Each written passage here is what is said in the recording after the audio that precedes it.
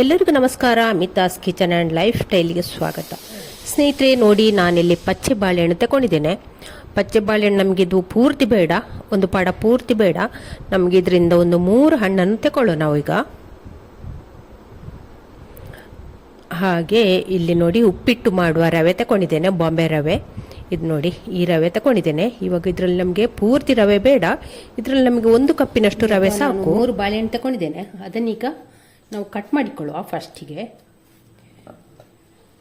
ಯಾವುದೇ ಬಾಳೆಹಣ್ಣು ಆಗ್ತದೆ ಇದಕ್ಕೆ, ಪಚ್ಚೆ ಬಾಳೆಹಣ್ಣೆ ಆಗಬೇಕು ಅಂತ ಏನಿಲ್ಲ. ನೇಂದ್ರ ಬಾಳೆಹಣ್ಣು ಆಗ್ತದೆ, ಕದಳಿ ಬಾಳೆಹಣ್ಣು ಕೂಡ ಆಗ್ತದೆ, ಯಾವುದೇ ಬಾಳೆಹಣ್ಣು ಆಗ್ತದೆ. ಇವಾಗ ಇದನ್ನು ಬಾಳೆಹಣ್ಣನ್ನು 4 ಭಾಗ ಮಾಡಿಕೊಂಡು ಕಟ್ ಮಾಡಿದರೆ ಆಯಿತು. ಹೀಗೆ ಮಾಡಿ, ಹೀಗೆ ಚಿಕ್ಕ ಚಿಕ್ಕದಾಗಿ ಕಟ್ ಮಾಡಿಕೊಳ್ಳುವ. ನೋಡಿ, ಹೀಗೆ ಬಾಳೆಹಣ್ಣನ್ನೆಲ್ಲ ಫಸ್ಟಿಗೆ ಕಟ್ ಮಾಡಿ ಇಟ್ಕೊಳ್ಳುವ.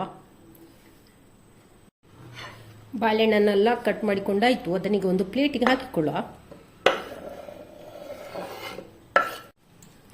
ಇವಾಗ ಇಲ್ಲಿ ನೋಡಿ, ಈ ಕಪ್ಪಲ್ಲಿ 1 ಕಪ್ಪಿನಷ್ಟು ಬೆಲ್ಲದ ಪೌಡ್ರ್ ಅಂತ ತಗೊಂಡಿದ್ದೇನೆ. ಇವಾಗ ಅದಕ್ಕೆ ಅದೇ ಕಪ್ಪಲ್ಲಿ 2 ಕಪ್ಪಿನಷ್ಟು ನೀರನ್ನು ಹಾಕಿಕೊಳ್ಳುವ. ನೀರನ್ನು ಹಾಕಿ ಇವಾಗ ಇದನ್ನು ಕುದಿಸಿಕೊಳ್ಳುವ. ಬೆಲ್ಲ ಇಲ್ಲಿ ಪೂರ್ತಿ ಕರಗಲಿ, ಆ ರೀತಿ ನಾವು ಇದನ್ನು ಕುದಿಸಿಕೊಂಡ್ರೆ ಆಯಿತು. ಪಾಕ ಮಾಡೋದು ಬೇಡ. ಇವಾಗ ನೋಡಿ, ಬೆಲ್ಲ ಪೂರ್ತಿ ಕರಗಿದೆ, ಇಷ್ಟಾದರೆ ಸಾಕು. ಇವಾಗ ನಾವು ಇದನ್ನು ಇಳಿಸಿಕೊಳ್ಳುವ. ಈಗ ಇಲ್ಲಿ ಬಾಳೆ ಎಲೆ ತಗೊಂಡಿದ್ದೇನೆ, ಅದನ್ನು ಈಗ ಚೆನ್ನಾಗಿ ಕ್ಲೀನ್ ಮಾಡಿ ಇಟ್ಕೊಂಡಿದ್ದೇನೆ, ವಾಶ್ ಎಲ್ಲ ಮಾಡಿ ಇಟ್ಕೊಂಡಿದ್ದೇನೆ. ಇವಾಗ ಅದನ್ನು ಸ್ವಲ್ಪ ಬಾಡಿಸಿಕೊಳ್ಳುವ ಬಾಳೆ ಎಲೆಯನ್ನು. ಫಸ್ಟಿಗೆ ಬಾಡಿಸ್ಲಿಕ್ಕೆ ಮೊದಲೇ ಯಾವಾಗಲೂ ಬಾಳೆ ಎಲೆಯನ್ನು ಚೆನ್ನಾಗಿ ತೊಳ್ಕೊಳ್ಬೇಕು, ಆನಂತರ ಬಾಡಿಸಿಕೊಂಡ್ರೆ ಆಯಿತು. ನೀಟಾಗಿ ಬಾಳೆ ಎಲೆಯನ್ನೆಲ್ಲ ಒಮ್ಮೆ ಬಾಡಿಸಿಕೊಳ್ಳುವ. ಇವಾಗ ಇಲ್ಲಿ ಕಡಾಯಿಗೆ 1 ಸ್ಪೂನ್ ತುಪ್ಪ ಹಾಕಿ ಇಟ್ಟಿದ್ದೇನೆ. ತುಪ್ಪ ಚೆನ್ನಾಗಿ ಬಿಸಿ ಆಗಿದೆ. ಇವಾಗ ಬಿಸಿಯಾದ ತುಪ್ಪಕ್ಕೆ ಗೋಡಂಬಿಯನ್ನು ಹಾಕಿಕೊಳ್ಳುವ. ಇಲ್ಲಿ ಗೋಡಂಬಿಯನ್ನು ಚಿಕ್ಕ ಚಿಕ್ಕದಾಗಿ ಕಟ್ ಮಾಡಿ ಇಟ್ಕೊಂಡಿದ್ದೇನೆ. ಅದನ್ನೀಗ ಇದಕ್ಕೆ ಹಾಕಿ ಗೋಲ್ಡನ್ ಕಲರ್ ಬರುವ ತನಕ ಫ್ರೈ ಮಾಡಿದರೆ ಆಯಿತು. ಗೋಡಂಬಿ ಇಲ್ಲಿ ಒಂದು ಸ್ವಲ್ಪ ಫ್ರೈ ಆಗುವಾಗ ಇಲ್ಲಿ ಒಣ ದ್ರಾಕ್ಷಿಯನ್ನು ಕೂಡ ಹಾಕ್ತಾ ಇದ್ದೇನೆ. ಹಾಕಿ ಎರಡನ್ನು ಸೇರಿಸಿ ಒಮ್ಮೆ ಚೆನ್ನಾಗಿ ಫ್ರೈ ಮಾಡುವ. ಇಲ್ಲಿ ಗೇರುಬೀಜ ಮತ್ತು ಒಣ ದ್ರಾಕ್ಷಿ ಚೆನ್ನಾಗಿ ಫ್ರೈ ಆಗಿದೆ. ಇವಾಗ ಇದನ್ನೆಲ್ಲ ಒಂದು ಪ್ಲೇಟಿಗೆ ತೆಗೆಯುವ. ಇವಾಗ ಅದೇ ಕಡಾಯಿಗೆ ಇನ್ನೊಂದು ಸ್ವಲ್ಪ ತುಪ್ಪ ಹಾಕ್ತಾ ಇದ್ದೇನೆ. ಇವಾಗ ಕಟ್ ಮಾಡಿ ಇಟ್ಟುಕೊಂಡಂಥ ಬಾಳೆಹಣ್ಣನ್ನು ಇದಕ್ಕೆ ಸೇರಿಸಿಕೊಳ್ಳ. ಉರಿಯನ್ನಿಲ್ಲಿ ಮೀಡಿಯಂ ಫ್ಲೇಮಿಗೆ ಹಾಕಿಕೊಂಡು ಬಾಳೆಹಣ್ಣನ್ನು ಫ್ರೈ ಮಾಡಿದರೆ ಆಯಿತು.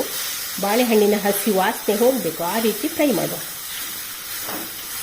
ಚೆನ್ನಾಗಿ ಬಾಳೆಹಣ್ಣನ್ನು ಹಾಕಿ ಒಂದು 3 ನಿಮಿಷ ಫ್ರೈ ಮಾಡಿಕೊಂಡಿದ್ದೇನೆ. ಅದಕ್ಕೆ ಈಗ ಇಲ್ಲಿ ನೋಡಿ, ಈ ಕಪ್ಪಲ್ಲಿ 1 ಕಪ್ಪಿನಷ್ಟು ರವೆಯನ್ನು ಕೂಡ ಸೇರಿಸ್ತಾ ಇದ್ದೇನೆ. ರವೆಯನ್ನು ಹಾಕಿ ಒಮ್ಮೆ ಚೆನ್ನಾಗಿ ಫ್ರೈ ಮಾಡುವ. ಒಂದು 2 ರಿಂದ 3 ನಿಮಿಷ ರವೆಯನ್ನು ಕೂಡ ಫ್ರೈ ಮಾಡಿಕೊಂಡ್ರೆ ಆಯಿತು. ಇವಾಗ ರವೆಯನ್ನು ಒಂದು 3 ನಿಮಿಷ ನಾನು ಇದನ್ನು ಫ್ರೈ ಮಾಡಿದ್ದೇನೆ.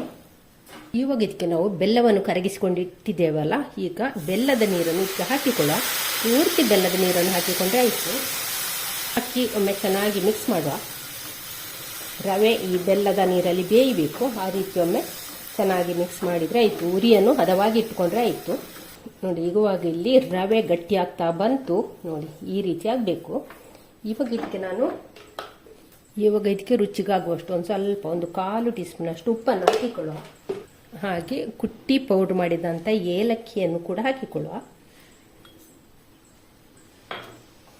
ಅದರ ಜೊತೆಯಲ್ಲಿ ಹುರಿದಿಟ್ಟಂಥ ಗೋಡಂಬಿ ಮತ್ತು ಒಣ ದ್ರಾಕ್ಷಿಯನ್ನು ಕೂಡ ಸೇರಿಸಿಕೊಂಡು ಒಮ್ಮೆ ಚೆನ್ನಾಗಿ ಮಿಕ್ಸ್ ಮಾಡುವ. ಎಲ್ಲವೂ ಕೂಡ ಚೆನ್ನಾಗಿ ಬೆರಿಬೇಕು, ಆ ರೀತಿ ಒಮ್ಮೆ ಚೆನ್ನಾಗಿ ಮಿಕ್ಸ್ ಮಾಡಿದರೆ ಆಯಿತು. ನೋಡಿ, ಇಲ್ಲಿ ಇವಾಗ ಚೆನ್ನಾಗಿ ಗೇರು ಬೀಜ, ಒಣ ದ್ರಾಕ್ಷಿ, ಉಪ್ಪು ಎಲ್ಲ ಚೆನ್ನಾಗಿ ಮಿಕ್ಸ್ ಆಗಿದೆ. ಎಲ್ಲ ಕೂಡ ಒಂದಕ್ಕೊಂದು ಬೆರಿತಿದೆ. ಇನ್ನು ಇದನ್ನು ಒಂದು ಸ್ವಲ್ಪ ತಣ್ಣಗಾಗಲಿಕ್ಕೆ ಬಿಡುವ. ಸ್ಟವ್ ಆಫ್ ಮಾಡಿದ್ದೇನೆ ಆವಾಗಲೇ. ಸ್ವಲ್ಪ ಹೊತ್ತು ತಣ್ಣಗಾಗಲಿಕ್ಕೆ ಬಿಡುವ. ಇವಾಗಿಲ್ಲಿ ಬಾಡಿಸಿಟ್ಟಂಥ ಬಾಳೆಗೆಲ್ಲ ಒಂದು ಸ್ವಲ್ಪ ತುಪ್ಪವನ್ನು ಹಾಕಿಕೊಳ್ಳುವ. ತುಪ್ಪ ಹಾಕಿದ್ರೆ ಉಂಟಲ್ಲ, ಒಳ್ಳೆ ಪರಿಮಳ ಇರ್ತದೆ. ಹಾಗಾಗಿ ಒಂದು ಸ್ವಲ್ಪ ತುಪ್ಪ ಹಾಕಿಕೊಳ್ಳುವ. ತುಪ್ಪ ಹಾಕಿ ಎಲೆಗೆ ಪೂರ್ತಿ ಇದನ್ನು ಸವರಿಕೊಳ್ಳುವ. ಹೀಗೆ ನಾವು ಯಾವ ರೀತಿ ಹಿಟ್ಟನ್ನು ತಟ್ಟುತ್ತೇವೆ ಆ ರೀತಿ ಹೀಗೆ ಸವರಿದ್ರೆ ಆಯಿತು. ನೋಡಿ, ಪೂರ್ತಿ ಎಲೆಗೆ ಬೇಡ, ಹೀಗೆ ಉದ್ದಕ್ಕೆ ನಾವು ಈ ರೀತಿ ಹಿಟ್ಟನ್ನು ತಟ್ಟುತ್ತೇವೆ. ಹಾಗಾಗಿ ಹೀಗೆ ತುಪ್ಪವನ್ನು ಸವರಿಕೊಂಡ್ರೆ ಆಯಿತು. ಫಸ್ಟಿಗೆ ನೋಡಿ, ಹಿಟ್ಟನ್ನೆಲ್ಲ ಚೆನ್ನಾಗಿ ಸ್ವಲ್ಪ ನಾದಿಕೊಳ್ಳುವ.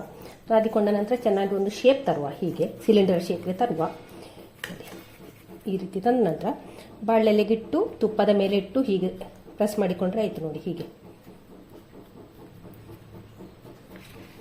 ಹೀಗೆ ಯಾವ ಶೇಪಿಗೆ ಕೂಡ ಮಾಡ್ಬೋದು, ಇದೇ ಶೇಪಿಗೆ ಮಾಡಬೇಕು ಅಂತೇನಿಲ್ಲ, ಹೀಗೆ ಶೇಪ್ ಮಾಡುವ. ಹೀಗೆ ಗೇರು ಬೀಜವನ್ನು ಮೇಲಿಂದ ಒಂದು ಸ್ವಲ್ಪ ಗಾರ್ನಿಶ್ ಮಾಡಿಕೊಳ್ಳುವ, ನೋಡಲಿಕ್ಕೆ ಕೂಡ ಚೆಂದ ಕಾಣ್ತದೆ. ಹಾಗೆ ದ್ರಾಕ್ಷಿ ಮತ್ತು ಗೇರು ಬೀಜವನ್ನೆಲ್ಲ ಇಟ್ಟು ಹೀಗೆ ಸ್ವಲ್ಪ ಗಾರ್ನಿಶ್ ಮಾಡಿಕೊಳ್ಳುವ ನೋಡಿ. ಹೀಗೆ ಮಾಡಿದ ನಂತರ 2 ಸೈಡಿಂದ ಕೂಡ ಕವರ್ ಮಾಡಿದರೆ ಆಯಿತು.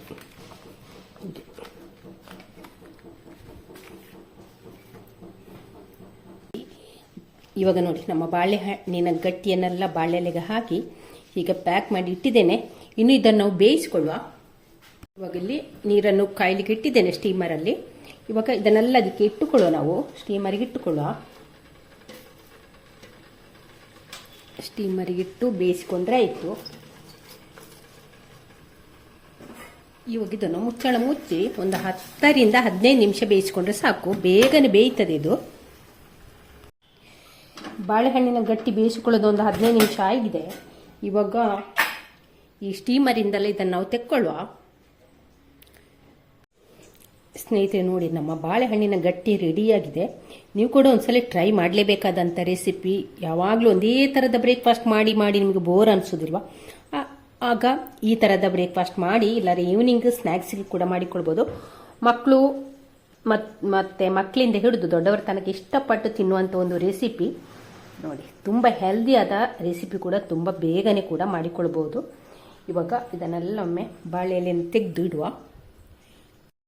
ಸ್ನೇಹಿತರೆ ನೋಡಿ, ನಮ್ಮ ಬಾಳೆಹಣ್ಣಿನ ಗಟ್ಟಿ ಎಷ್ಟು ಚೆನ್ನಾಗಿ ಬಂದಿದೆ. ನೀವು ಕೂಡ ಒಂದ್ಸಲ ಟ್ರೈ ಮಾಡಲೇಬೇಕಾದಂಥ ರೆಸಿಪಿ.